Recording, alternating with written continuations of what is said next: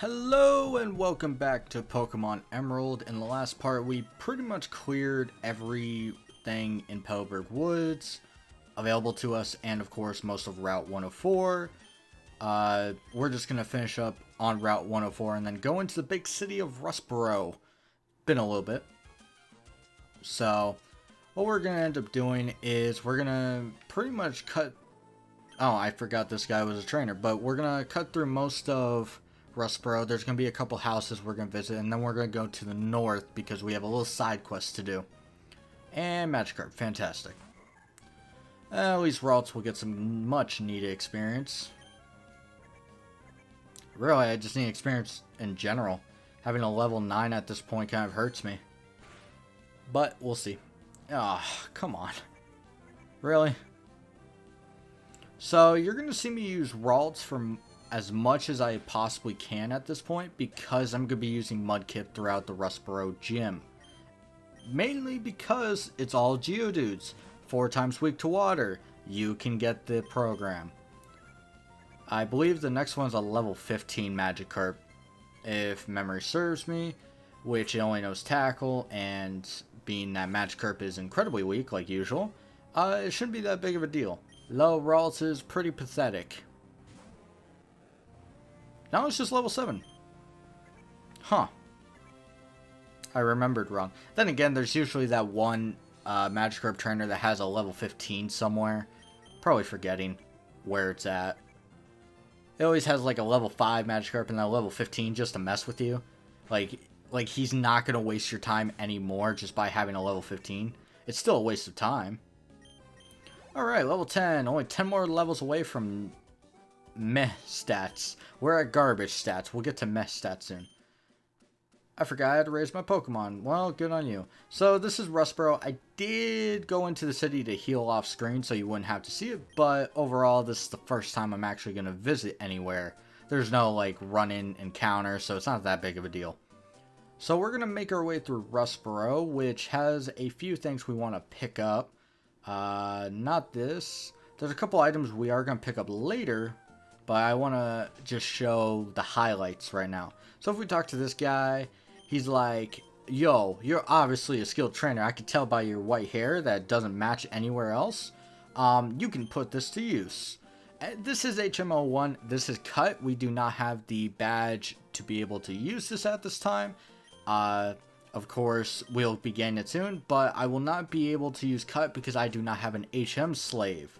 Well, I won't want to use cut. We're also going to talk to anyone in the Pokemon Trainer School at this time. We're just going to completely ignore everyone because they're all talking about cheating. That guy, I swear, is looking at a porno mag. I could tell. Anyway, we get the Quick Claw, which is a random chance of being first on every turn. We are...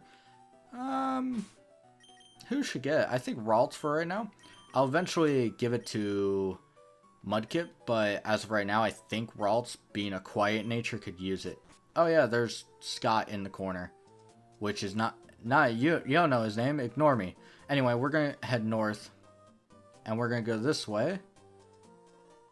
And we are going to explore Route 116. We are going to end up going this way later after we beat the gym, but I want some training done. So let's get to the Pokemon found on Route 116 while we fight all these trainers. There are 3 new encounters if you're playing Ruby and Sapphire, and if you're playing Emerald like me, you get an extra 4th. A Machop? Where'd you get that? That's not anywhere near this. Anyway, when it comes to the Pokemon encountered on this route, on Route 116, it's pretty much not that great. We have some interesting Pokemon such as Nincada, which I'm going to talk about first because it's a big topic. So Nincada starts out as a bug ground type, which is actually very interesting. I really wish it kept its type. But once it evolves at level 20, pretty early evolution actually for what it eventually gets, it will evolve at level 20 into Ninjask. Incredibly fast Pokemon. 160 speed, 90 attack, decent attack. Only problem, bug flying, and it has no move pool to speak of. It does get the incredible ability of Speed Boost, which what it does is it raises your speed by 1 stage at the end of each turn. The problem, Ninjask is so weak to everything in the game and has terrible defensive stats that if it gets hit once, it's more than likely going to die. So speed boost in game doesn't really work. It can work if you have a substitute, but at that point you're spending way too much time in game to just get a basic speed boost, and at that point you should be already moving faster than most of the game. It's kind of unnecessary. So Ninjask's not that great. But if you have one slot open in your party as it evolves, as Ninkata evolves into Ninjask, you will get access to Shedinja. Shedinja is a ghost bug type, interesting type, except that's not the most interesting part about it. The interesting part is that it has Wonder Guard, and if you don't know what Wonder Guard is, well, let me inform you. Wonder Guard is a ability where you can only take damage.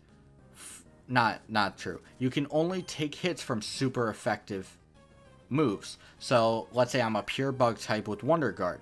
I can only take damage from fire, flying, so on and so forth. So in the case of Ninja, it can only take damage from attacking moves in the case of fire, flying, dark, ghost, and rock. Which, by the way, affects Spore. Whew, love that trace. So overall, Shedinja actually is pretty good for a lot of portions of the game. There are some portions where it fails miserably, and it will fall under level in those, so it becomes a challenge to use. The kind of saving grace is that it actually has a better move pool than Ninjask. Forgot my K there, apparently. Isn't there an item? I thought there was an item right there. But when it comes to overall just usability in the game, it does suffer in some areas, and it's hard to use. Wonder Guard's still a fantastic ability. Runaway, thanks. I'll be sure to use it as I switch to my Mudkip. But that's the big one. Let's talk about the two normal types, Whismur and Skitty. And I'm going to kind of lump these in for a little bit. Both normal types, both get access to plenty of TMs. Both have weird move pools that don't really help them or don't really do anything. Both have decent abilities. They're not really noticeable. And that's where the similarities stop. Skitty is the worst one by a large margin. Double team, which increases evasion by one stage, and I won't be using it most likely. But Skitty is terrible. It requires a Moonstone to evolve, and the highest stat Delcatty has is 70, and that's speed and HP. That's ridiculous. It's terrible. It really is.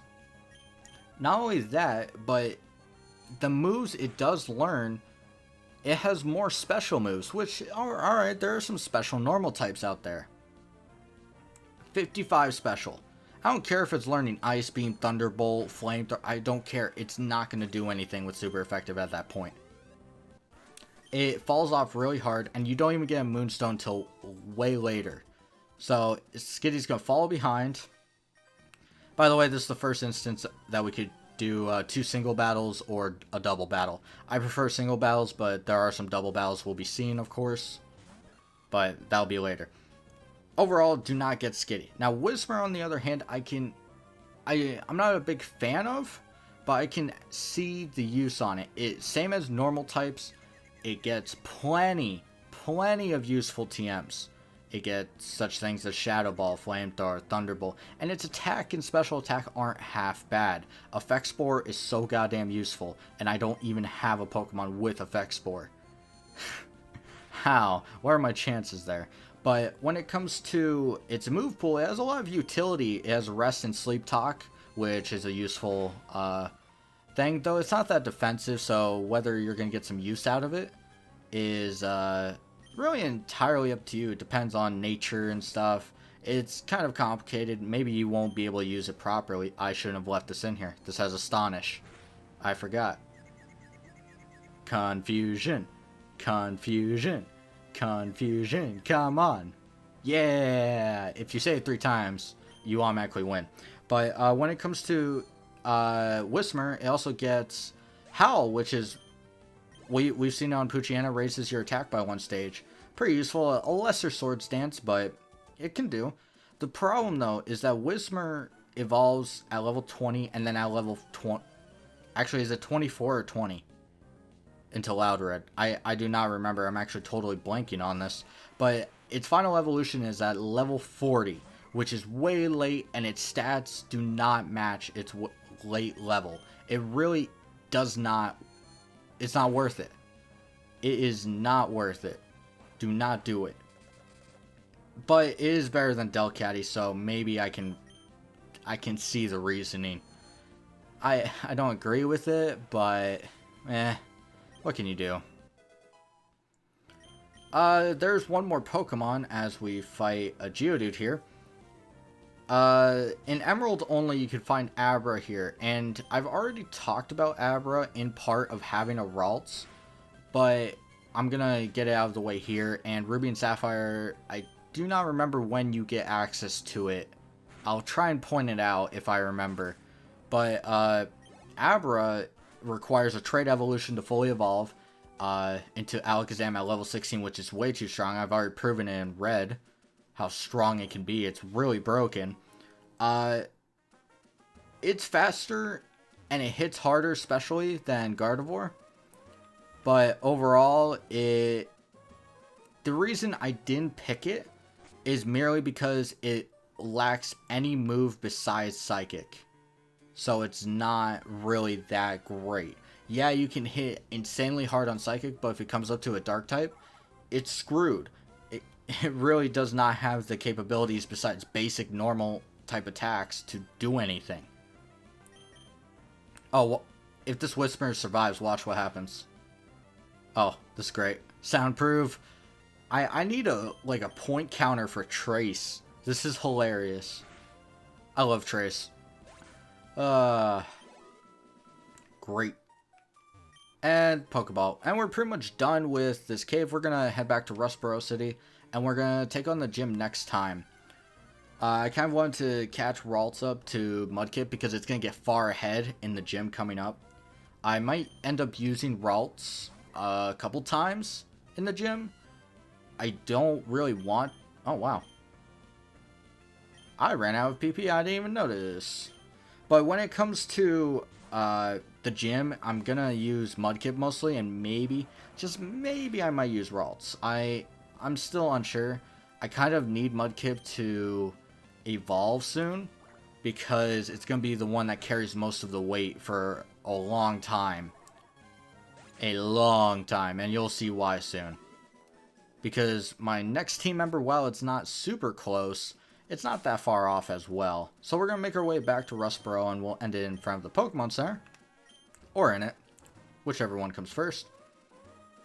But overall, Route 116 has some interesting Pokemon. If I were to recommend a Pokemon, Shedinja is fun. When it comes to a normal type, Exploud, once it's fully evolved, of course, from Whismur, it's alright. Holy crap, a level 8 Tailo? Ouch. I could get out of hand real fast. But overall, it's not the worst normal type. Delcatty is here to prove that is definitely not the worst normal type. But I think Slacking found in Petalburg Forest would have been better, even with the Truant ability once it's fully evolved. It just really doesn't sit well with me having that meh of stats. But anyway, I think I'm gonna start wrapping this up. So thank you for watching all the way through if you did. Be sure to subscribe if you want to see more content. I will be trying to, of course, post this as much as I can along with Kingdom Hearts. If you want to talk about something like your favorite Pokemon in Pokemon Emerald or anything of the like, make sure you comment down below. And of course, I hope to see you guys next time. And wait until I get to the Pokemon Center. And till then.